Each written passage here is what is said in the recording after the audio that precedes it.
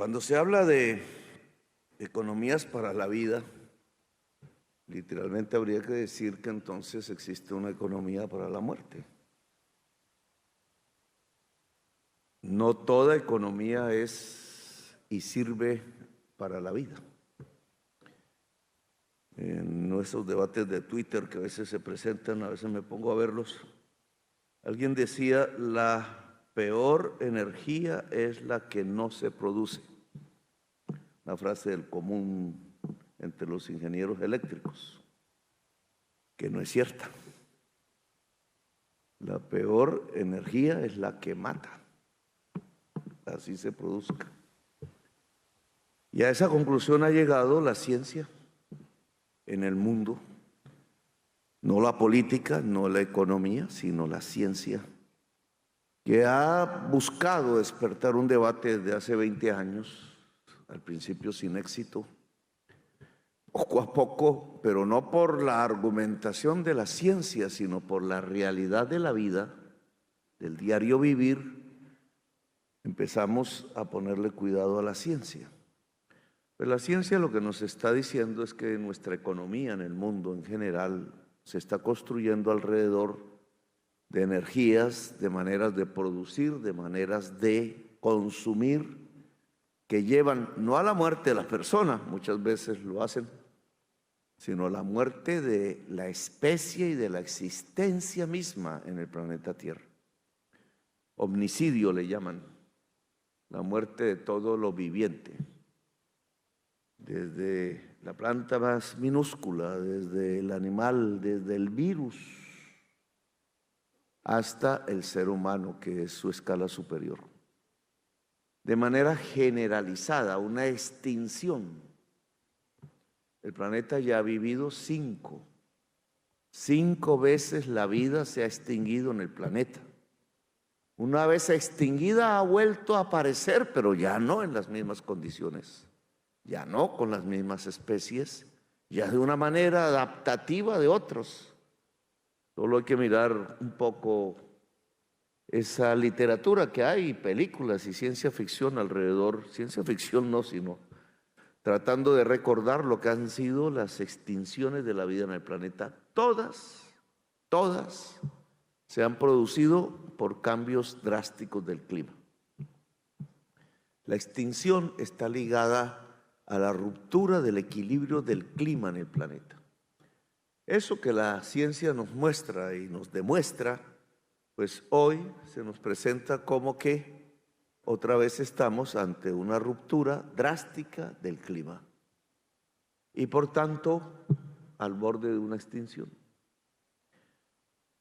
El presidente no los quiere llenar de pesimismo, sino simplemente traer a la realidad. La realidad es pesimista.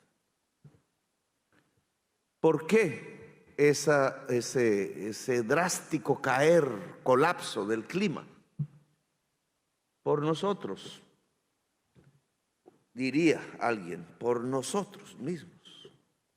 Pero no es cierto, no es por nosotros mismos. Es por quienes más emiten CO2, dióxido de carbono, a la atmósfera y otros gases. Y no todos emitimos de la misma manera dióxido de carbono, algunos solo biológicamente a veces. Pero en general la inmensa mayoría de la humanidad no emite CO2 en las cantidades que están transformando el clima hoy en todo el planeta Tierra y que sufrimos aquí. Solo hay que salir, pasar unos días y sabemos que las tormentas son más continuas y sabemos que las sequías son más y más intensas y hasta en la prensa hablan de racionamientos y le echan la culpa a Petro, pero Petro no tiene la culpa. Petro no tiene la culpa. Hay que ahondar bien el por qué Ecuador está en un racionamiento eléctrico, el por qué el río Amazonas se secó, el más grande de América, el por qué el río Paraguay, que creo que es el de las cataratas de Iguazú, no recuerdo bien, se secó, ¿Por qué hay 1 millón de personas en el Chaco sin agua potable? ¿Y por qué nuestra capital, Bogotá, se ha quedado con un racionamiento que parece ser permanente? Cuando estaba rodeada de aguas y cuando se construyó sobre un lago de agua. La capital, la ciudad más grande del mundo en este momento en sufrir escasez de agua potable. No tenemos esa experiencia en otras partes del mundo, solo en Montevideo y Ciudad del Cabo. Y entonces la evidencia misma nos está diciendo que efectivamente estamos comenzando, ojo, comenzando un cambio drástico del clima. Cada vez será peor si no tomamos las soluciones que son a escala global. Cada vez será peor significa cómo viviremos en 15 años, cómo vivirán nuestros hijos en 30, 50 años, cómo vivirán nuestros nietos en 60, 70 años. ¿En 70 años habrá vida en el planeta? La ciencia dice con muchas dificultades. Luego el mundo cotidiano de hoy, la manera como vivimos, mal que bien, hoy no se va a asemejar en nada a lo que vivirán nuestros hijos y nuestros nietos si no cambiamos hoy. Vivirán peor que nosotros. Nuestros hijos peor que nosotros, nuestros nietos peor que nuestros hijos. La flecha del progreso se esfumó. Y por tanto estamos ante tiempos de cambio. No es una frase electoral, una de campaña, de tantas. Estamos en tiempos de transformaciones. La rapidez de esas transformaciones determinará si aquí vamos a seguir viviendo en este planeta o no. Si nuestros hijos podrán al menos vivir como vivimos nosotros y nuestros nietos quizás mejor, pero solo si nosotros, los de esta generación, los que estamos vivos ahora, actuamos. Y la actuación que es local necesariamente tiene que volverse global. Es una nueva economía. Por eso el título de Economías para la Vida vale. Pero enmarcado dentro de esta idea, economías para la vida, ¿por qué? Pues no solamente para sobrevivir de una economía, de una empresa, de una cooperativa en estos días, sino para que sea simiente de la vida en el planeta Tierra, porque utiliza otra manera de relacionar los seres humanos entre sí y los seres humanos con las cosas que hacen producir las energías y los seres humanos con la naturaleza. Es un cambio total, es un cambio de paradigma. Si me permiten la palabra, es una revolución que nunca me imaginé cuando tenía 16, 20, 25 años y usaba mucho la palabra. Es otro concepto de revolución, pero es una revolución imprescindible, necesaria. Como decía Kant, es un imperativo categórico si queremos seguir existiendo. Y esto entonces nos lleva a estudiarla hasta donde podemos, agarrándonos de la ciencia hasta donde podemos. La manera de medir ya no es en dólares, ni en pesos colombianos. Tenemos que tener una manera de medir antes de medir en dólares o en pesos. Nuestra producción, nuestro consumo, nuestra economía, nuestra existencia. Alguien llama la huella de carbono, un término difícil que se inventan los ambientalistas, pero es medir con una unidad de medida que hasta ahora no hemos utilizado. Medir en CO2 equivalente, imagínense en esa nueva moneda. Es la moneda de la vida o de la muerte. Mucho CO2, muerte. Poco CO2 o cero CO2, vida. Un poco fácil. Cuando nuestro presidente Ecopetrol mide en cuánto su producción emite en CO2, está midiendo las unidades de la muerte. Cuando ve cómo disminuye ese CO2, empieza a medir en las unidades de la vida. Luego, economía de la vida es la que no emite CO2.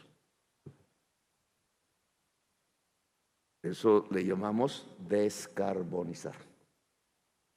Decir CO2 nos remite a la química y muchos no fuimos buenos en química.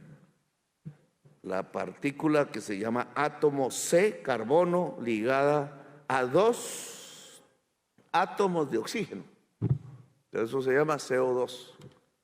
C es el problema, oxígeno lo tenemos en todas partes, en el aire aún. El problema es cuando el C se combina con el oxígeno de la atmósfera.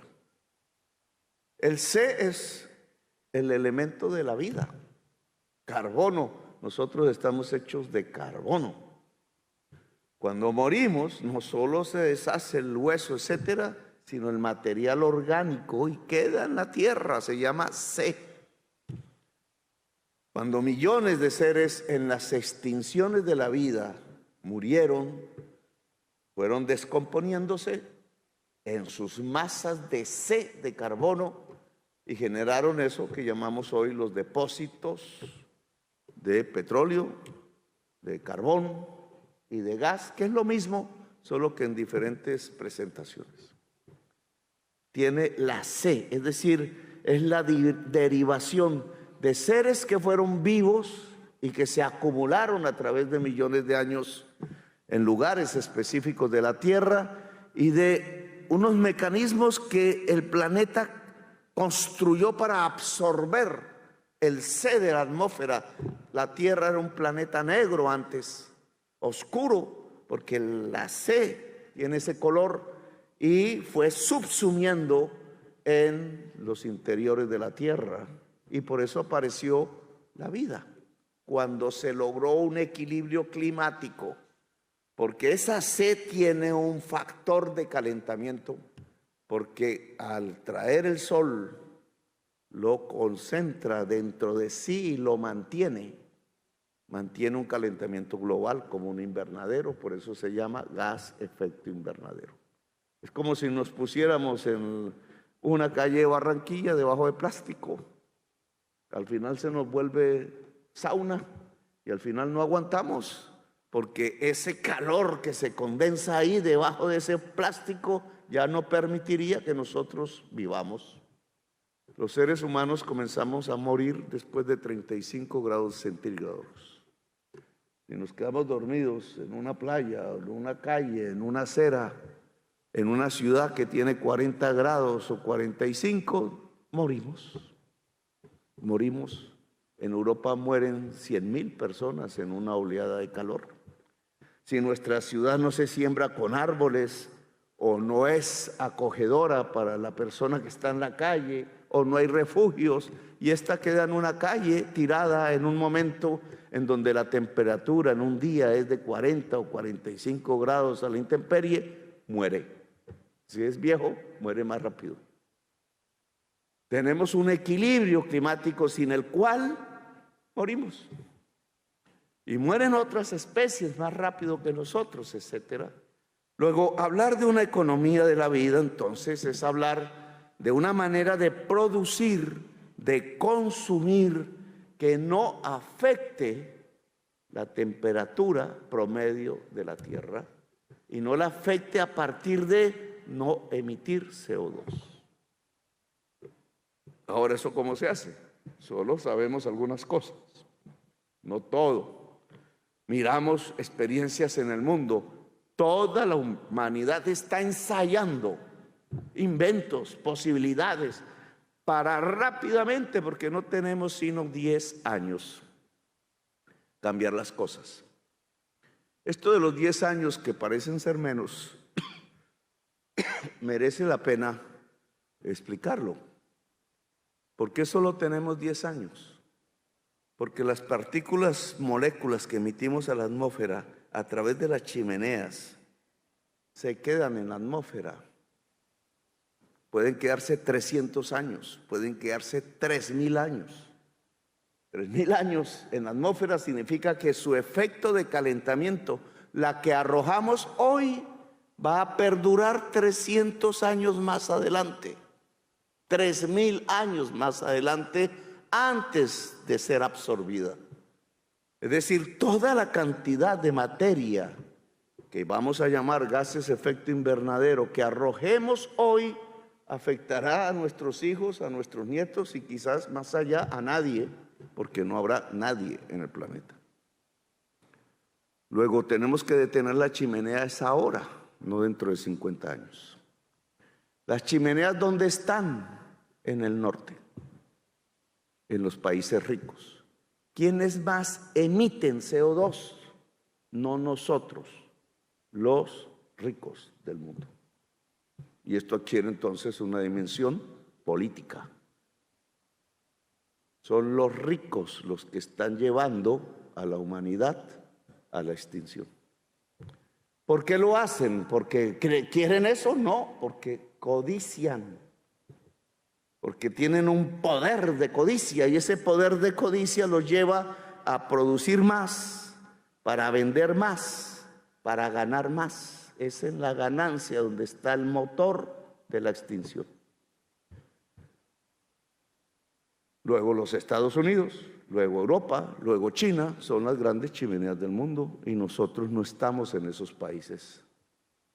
Ahora, ese motor de la ganancia lleva a un huracán de emisiones de CO2 cada día más grande, no solo por ganancia, sino porque utiliza una específica energía, la energía fósil, es decir, desenterrar la muerte y volverla energía, petróleo, carbón y gas.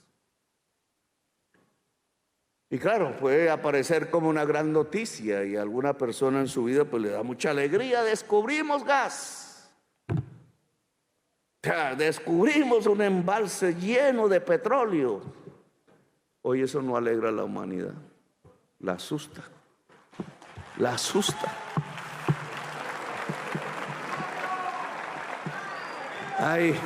Hay dos maneras, claro, y se entiende porque estamos en una transición. Estas noticias no nos llegaban hace 20 años. Yo aquí cuando venía a hablar de política hace 20 años, Eduardo, pues yo no sabía nada de esto y no hablaba mucho del tema, hablábamos de las ciénagas, algo de eso, pero no de estos procesos que se han desencadenado y que la ciencia nos está mostrando y hay que leerla si queremos ser buenos, en mi caso, políticos, porque si uno no la lee va ciego llevando a la sociedad a un abismo. Lo que nos sucede ahora entonces es que no es buena noticia el consumo del petróleo, del carbón y del gas. No pertenece a las economías de la vida. Como de eso vivimos los colombianos exportando, somos el quinto exportador mundial de carbón desde hace no me acuerdo cuánto, desde el Cerrejón. Y como somos un mal exportador de petróleo, pero vivimos de eso, las regalías, los presupuestos, no sé qué, vivimos de eso, de la renta, llamo yo. Olvidamos la agricultura, olvidamos la industria. Olvidando la agricultura, olvidando la industria, olvidamos el saber, porque se necesita saber para hacer agricultura y para hacer industria. Por eso hay un gobernador y un alcalde que dejan las sillas vacías cuando se reúne el Consejo Superior de la Universidad de Antioquia, por ejemplo. Les importa un rábano. En Colombia en general y sin particularizar, no sé, me excluyo porque hemos luchado en contra de eso, pero han dejado caer los presupuestos de la educación pública excelente al principio, de minorías, ha venido deteriorándose cada vez más. Somos el último lugar en la OCDE en matemáticas. Nos han vuelto, sí, ignorantes, nos han embrutecido, ¿cierto? Hay dos formas de embrutecimiento que se coaligan. No es sino dejar de ir al colegio y prender la televisión y ya salió uno medio. No tiene los elementos del saber. Pues, ¿para qué? ¿Por qué renunciamos al saber? Porque no desarrollamos la agricultura, porque no desarrollamos la industria. Para desarrollar la industria hay que desarrollar la conectividad, la fibra óptica, la química, la física, los nuevos materiales. Todo eso es universidad, las matemáticas, la cultura, porque la estética de la mercancía cada vez es más importante. Entonces, comprarse una blusa implica mirar qué cultura trasluce la blusa, etcétera. La poesía, el arte.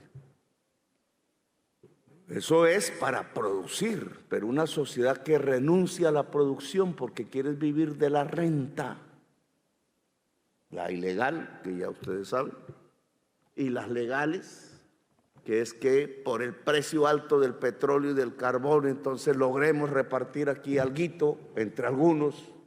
A veces esos algunos son muy poquitos, se lo roban, pero ahí va quedando, ahí va quedando.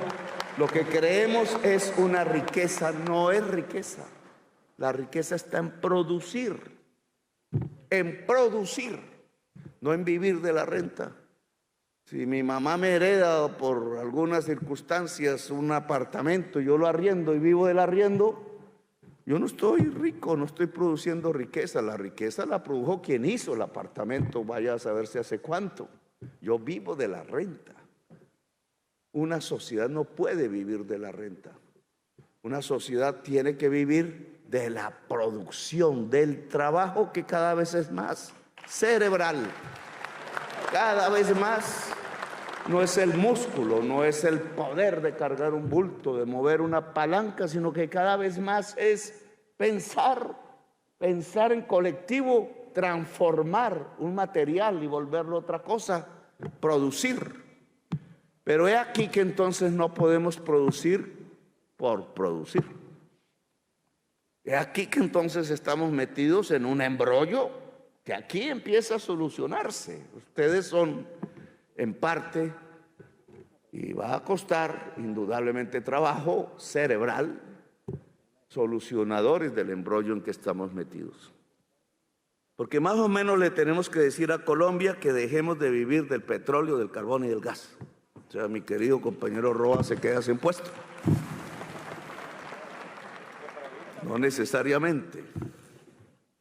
Si logra coger aquí las coordenadas de la economía de la vida. Tenemos que dejar de vivir del carbón, del petróleo y del gas. ¿En cuánto tiempo, Petro? En menos de 10 años. Porque después de 10 años, ¿ya para qué? Si la humanidad no ha cortado sus vínculos y pone en desplome el consumo mundial del carbón, del petróleo y del gas, en 10 años, pues ya venimos hacia la situación del punto de no retorno. No es que la humanidad no lo sepa. Normas mundiales empiezan a aparecer, tímidas, pero empiezan. Carbón se deja de consumir hasta tal fecha. Por ahí dicen. Los vehículos a gasolina se dejan de producir en tal fecha, incluso dentro de un poquito, 2030 creo, 2035. Las grandes empresas productoras de vehículos, de automóviles, entonces dicen, nosotros cesamos producción de gasolina, el que se quedó con su cacharro se quedó porque vamos hacia el vehículo eléctrico, empiezan a decir. El vehículo eléctrico no es que sea una solución aún, etcétera. Esto tiene sus bemoles que no voy a tratar de, porque se me va el tiempo, pero empieza a haber una transformación. Inglaterra, ustedes han visto la serie esa, siempre me olvida el nombre, el de los gitanos mafiosos, Pinky. Bueno, esa. Buenísima, le decía yo ayer. Ustedes lo ven en medio del fuego, esos tipos caminan, llamaradas salen por aquí, de las fábricas. Londres vivía bajo el hollín El señor Churchill tiene un problema una vez porque le cayó tanto hollín, el desinteresado. Vivían entre el hollín del carbón. Eran el primer país productor de carbón. Y hoy cierran la última termoeléctrica basada en el carbón que les quedaba. Eso no es porque sí. Pues claro que tienen carbón debajo del suelo, cantidades de carbón. Tiene Polonia, tiene Bélgica, tiene Alemania, la cuenca del Rin-Ruhr, tiene Inglaterra. La Unión Europea se construyó alrededor de un acuerdo para producir carbón y acero en base al carbón. Por allá en los años 50, después de la Segunda Guerra Mundial, y es el portento que hoy es, con sus errores y sus vainas, pero indudablemente es un poder mundial, pero no usan carbón.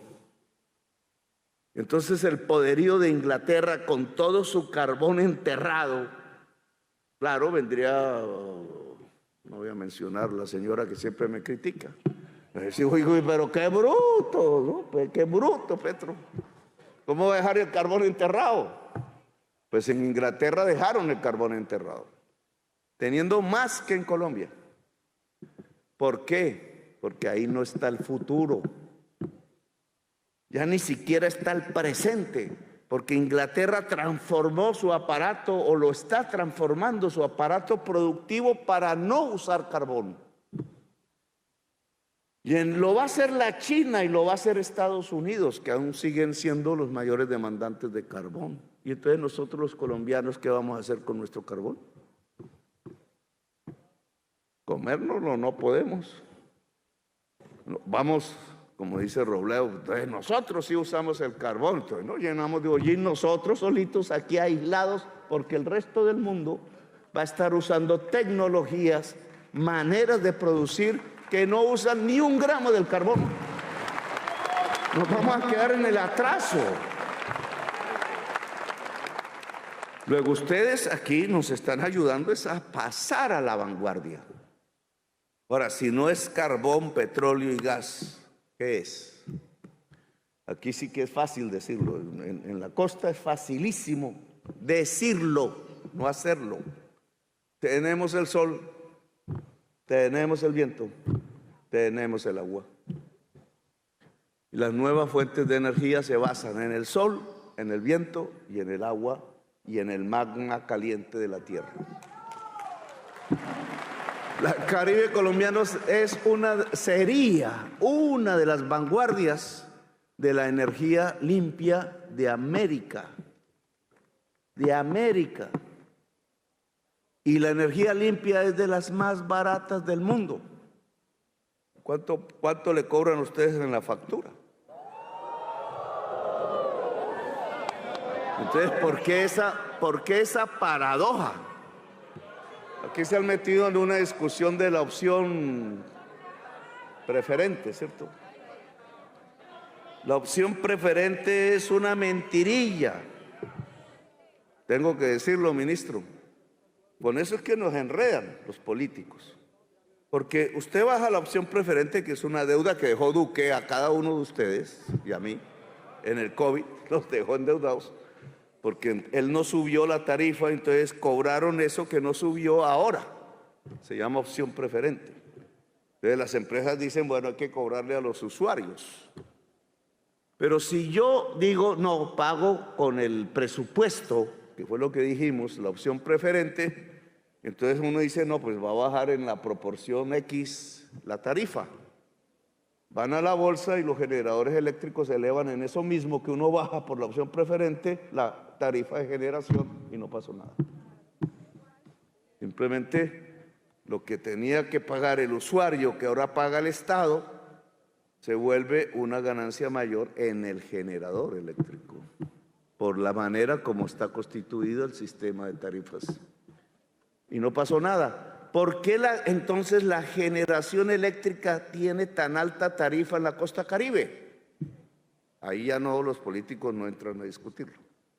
¿Por qué en el Caribe la generación de energía eléctrica es tan alta que hace que la tarifa en la costa sea la más alta de América?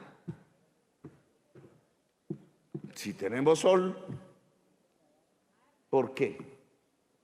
Porque la generación aquí está ligada al precio del gas importado. Sepan ustedes que importamos gas desde hace años. Aquí la discusión no es si importamos gas o no, importamos desde hace años. La discusión está en si el gas importado viene de Estados Unidos o viene de Venezuela. ¿Cierto? El señor que trae el gas el que licúa el gas de Estados Unidos tiene un negocio. Pero si viene de Venezuela quizás no tenga el mismo negocio. Pero es válido que en una región que tiene sol y viento, liguemos la generación al precio del gas, que es 4 veces más alta que la tarifa del sol y del agua y del viento. 4 veces más alta. Pues ahí está la gran injusticia, nos están haciendo pagar, yo diría robar los dineros de la ciudadanía y de la economía.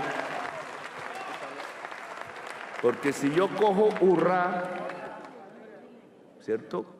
Cojo Urrá, ministro, hay que coger Urrá, y coja Geselca y en vez de esos arrumes de carbón que tienen Dibuya, le pongo los paneles solares que ya están construidos, incluso compro esa energía como ordena la Constitución, teniendo en cuenta el costo.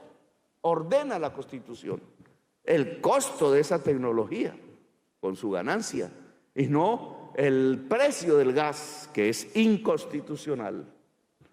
Pero es lo que existe hoy en Colombia, porque no hemos podido cambiar la fórmula de generación eléctrica. Si yo cojo la generación de sol, de agua y de viento del Caribe, el Caribe tendría una de las menores tasas de energía eléctrica de América. Y este es un punto central. Lo dejo como porque sé el problema con el que estamos. Pero este es el punto central, porque una descarbonización de la economía, y ya sabemos por qué hay que descarbonizarla y rápidamente, implica 3 pilares al menos.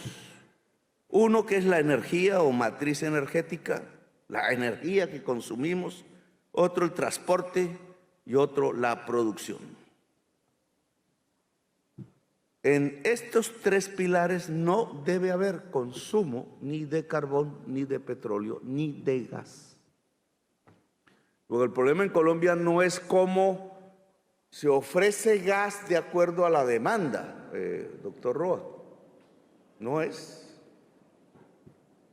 sino cómo disminuye la demanda del gas en Colombia. Esa es la política central. No es cómo podemos atender una demanda creciente de gas, sino cómo logramos que la demanda de gas disminuya en Colombia y tienda a 0. Yo sé que la gente que vive del gas pues no le gusta lo que yo digo, pero es que hay que vivir. No se puede vivir del gas, hay que vivir. No se puede vivir del petróleo, hay que vivir. No se puede vivir del carbón, hay que vivir.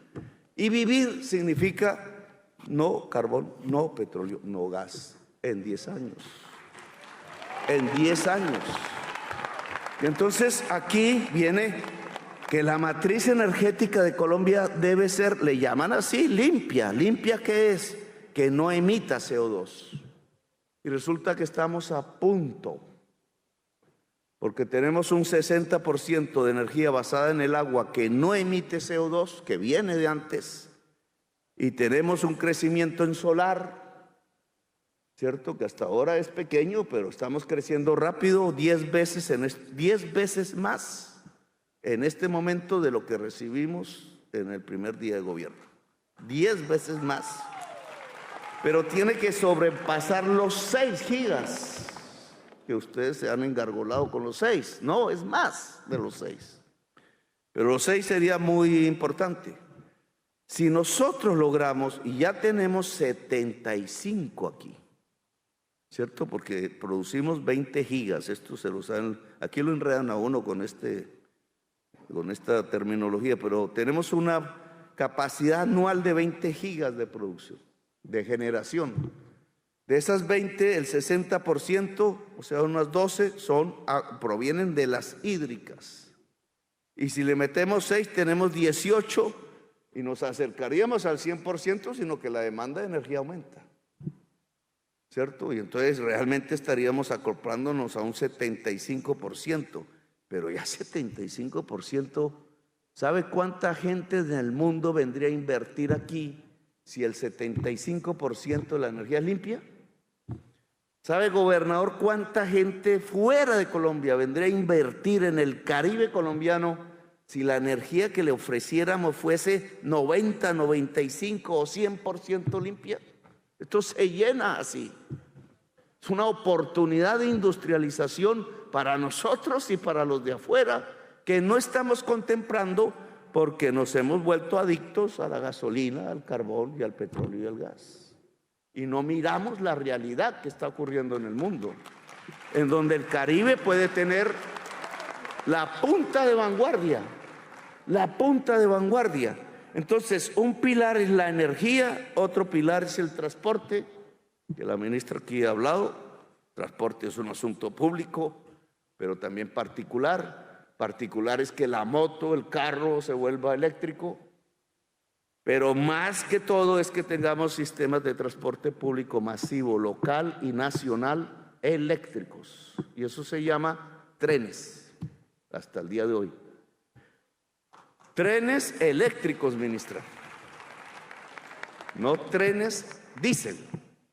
Puede ser una transición porque estamos recuperando las líneas que nos dejaron los abuelos y que los hijos de los abuelos políticos destruyeron, pero hay que recuperar la red férrea nacional, en eso estamos, pero tiene que pasar de diésel a eléctrica.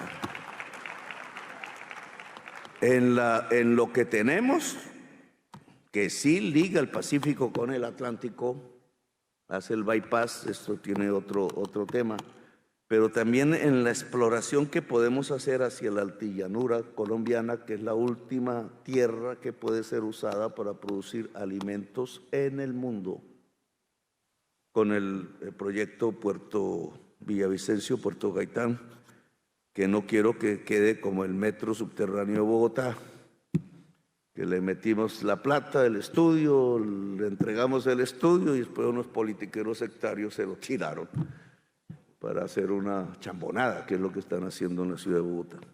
Pero aquí no podemos quedar en lo mismo, o sea, tenemos que darle un impulso a la red férrea y dentro de las ciudades grandes, pues intentar transitar de la CPM y diésel de los buses hacia el modo férreo de transporte. Eso tiene que quedar en nuestro, ¿cómo se llama? El portafolio. Portafolio que aquí se ha explicado, no voy a... Esto es más del Estado. Pero cuando vamos al tercer pilar, que ya no es la energía y el transporte, sino la producción, vamos al mundo privado. Porque yo no creo en producción estatal, aunque el Estado tiene que meterse en algunos temas, como aquí, como en la energía, como en el transporte. Pero en la producción estamos hablando de la iniciativa privada, que no es de gente poderosa exclusivamente. La iniciativa privada puede ser de un campesino, de una campesina. Ojo con eso. Porque en el masacote ideológico, entonces cuando hablan de iniciativa privada siempre piensan en el más rico del país. No, iniciativa privada es si una señora con sus vecinas decide sembrar un campo de producción X para vender en el mercado alimentos. Aquí, en mi opinión, la mujer tiene un papel fundamental. Creo que más que nosotros. ¿Por qué? Porque la mujer, su esencia, bueno, esas palabras, no, es el cuidado de la vida. El hombre derrocha la vida, derrochador. Tan derrochador es que hace guerras. ¿Quiénes están tirando bombas en Gaza? Por lo menos los que deciden son hombres, derrochando la vida de una manera terrible, como matar 20,000 niños y niñas en Gaza. hicieron las guerras mundiales, etcétera. La mujer cuida la vida y en este momento necesitamos una economía para la vida. Luego, esto es una economía esencialmente femenina, no nos autodiscriminamos, pero la mujer aquí tiene que pasar al frente en todos los escenarios agrarios, industriales, barriales, urbanísticos, etcétera. Y entonces, la asociatividad, este es un tema fundamental, porque solos no podemos. La economía de hoy no es de hombres solos, no es de mujeres solas. Eso se puede meter en las telenovelas, pero no es la realidad. Aquí tenemos que asociarnos para resistir el juego de la economía.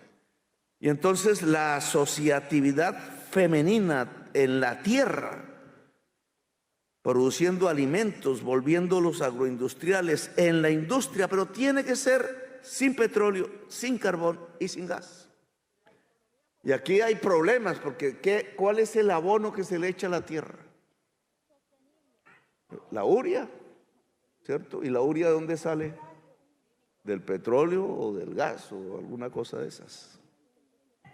Entonces hay un problema. Aquí es donde vienen los bemoles.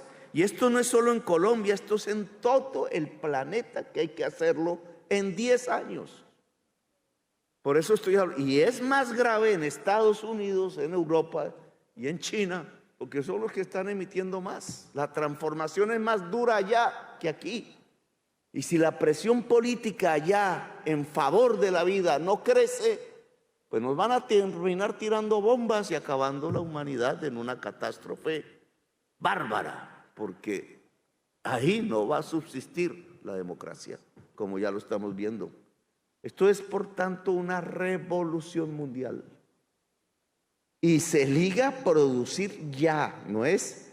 Porque los revolucionarios de Senior sabe bien esa historia, que se la leyó él y la practicó hace 20 años, ¿cierto? O al siglo pasado, ¿qué pensaban los revolucionarios a principios del siglo? Que hay que tomarse primero el Estado y desde el Estado decretar el fin del capitalismo y el mercado y comenzar a producir una sociedad nueva. Y eso no pasó, porque no era así. Ahora aquí es diferente, la revolución comienza en casa.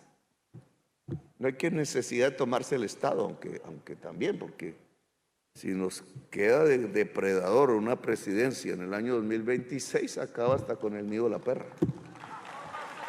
No quieren que diga esas palabras, pero sí. Así decía mi mamá, acaba hasta con el nido de la perra. Como llena de... Entonces, pero la gracia de esto es que se puede comenzar desde ya. Es una actitud barrial, familiar, es una actitud ciudadana y obviamente es una actitud político nacional y político global, porque las redes se tienen que construir globalmente. Pero voy a poner el ejemplo de Barranquilla. ¿Qué esperamos para cambiar los techos por paneles solares? ¿Qué estamos esperando? Claro, eso vale un billete.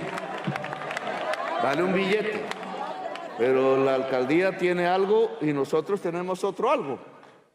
Y la gente puede tener otro algo. Y entonces, si juntamos los algos, vamos cambiando los techos por barrios.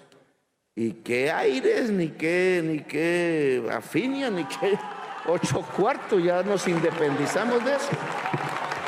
Pues, a mí me tumban los comisionados de la CRE, me los tumban cada mes cuando los pongo. Me tumban los decretos porque los generadores están detrás buscando que esto no aparezca.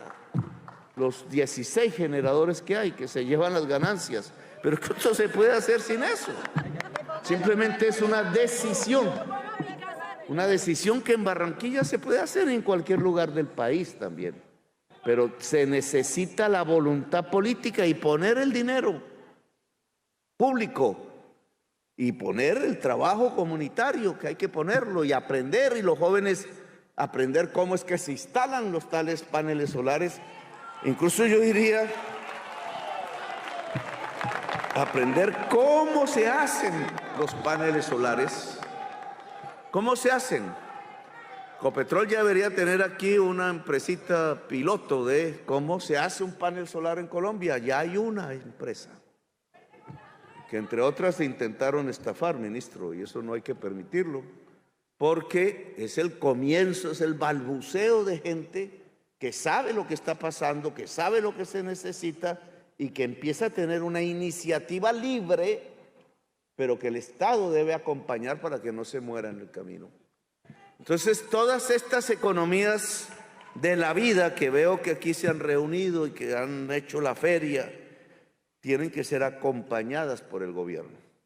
Y ojalá el gobierno siguiente sea un acompañador de las economías de la vida y no un destructor de las economías de la vida, porque esto va a ser imparable. En el aspecto pesimista que les mostré al principio, y es que si no hacemos nada, mira, todos y todas.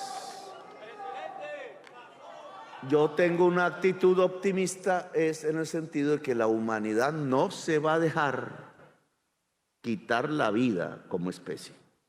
Y no va a dejar quitar la vida de otras especies en el planeta Tierra. Así que aquí comenzó una batalla, ya tiene un tiempo, es una batalla mundial, no es con armas, es con inteligencia y fuerza unitaria, es con asociación y es con la decisión de que en realidad la vida va a permanecer en el planeta Tierra, cuéstele a lo que le cueste a los grandes multinacionales del petróleo, del gas y del carbón. Ecopetrol, por ejemplo, cuyo nombre pues ahí, Ecopetrol, fundada por los trabajadores en la huelga de 1948, patrimonio nacional, la principal empresa de Colombia y la octava de América Latina. Ecopetrol obviamente ha vivido del petróleo, y cuando uno habla así, entonces ¿de qué va a vivir Ecopetrol? Y resulta que Ecopetrol tiene ISA, que es la interconectora de energía eléctrica, y Ecopetrol tiene Internexa, que es la que tiene la fibra óptica troncal de Colombia. Yo solo junto fibra óptica y energía eléctrica limpia y ya tengo la base para generar inteligencia artificial, gobernador. Y resulta que la inteligencia artificial es una economía peligrosa si no se regula públicamente, pero que podría darnos más ingresos que todo el petróleo que hay en las reservas que tiene Ecopetrol de petróleo. Y puede ser en Barranquilla. Es más, la indicación que ha dado el presidente de la República es que sea en Barranquilla, porque aquí llegan las troncales de la fibra óptica. Y entonces, Ricardo, usted que ha estado en las reuniones, Ecopetrol tiene que hacer una especie de exorcismos, porque, o sea, quítete el petróleo de la cabeza y métete en la inteligencia artificial, que será una empresa más poderosa que lo que nunca ha sido. Pero aquí, digamos, obviamente se puede expandir, porque solo hay que juntar energía limpia a través de las redes de electricidad y la generación eléctrica, que aquí es posible, hasta por 65 gigas, o sea, 3 veces más que lo que genera toda Colombia en este momento aquí en el Caribe. Tenemos la energía, tenemos las troncales de fibra óptica y solo nos faltan las torres de data center de computadores, que no tenemos. Es una ciudad de torres de data center. Consume 20 gigas de energía limpia y nos convertiría a Barranquilla en el centro de la inteligencia artificial de América Latina. Con lo que eso tendría de prevención o no prevención. Hay que traer aquí a la ministra Yesenia para que nos hable de este tema, pero aquí conjugaríamos, ojo, un poco la economía descarbonizada en el más alto nivel posible. En el más alto nivel posible. La economía de una inteligencia artificial que es exportar energía limpia a partir de la aplicación que se hace del intelecto general de la humanidad. Para poder comenzar, voy a expedir un decreto en donde todos los datos de las entidades públicas del gobierno vayan al proyecto de Barranquilla, porque hay que construir una nube de datos que se puede ir ampliando, obviamente, pero comenzamos con todas las entidades públicas del gobierno, comenzando por Ecopetrol, que va a ser el socio del proyecto de inteligencia artificial del Atlántico y de Barranquilla y por tanto del Caribe. Bueno, dejo ahí porque ya los he aburrido un poco. Gracias por haberme escuchado, muy amables.